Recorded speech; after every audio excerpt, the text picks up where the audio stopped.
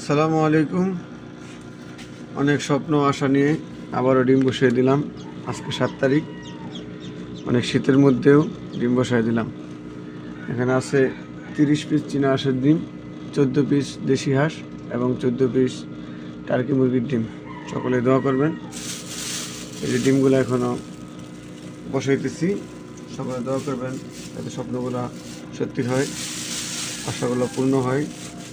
অনেক কিছুই প্রতিবন্ধকতা আছে, প্রতিকূল আবহাওয়া সাথে আছে। এই বাংলাদেশের যেই গরিবের যে নীতি, এই কিছুক্ষণ পর বিদ্যুৎ চলে যায়, একবারে একদিন থাকে না বিদ্যুৎ। এগুলো একটা, যারা এই কাজ করেন তারা জানেন যে বিদ্যুৎটা কত প্রয়োজন।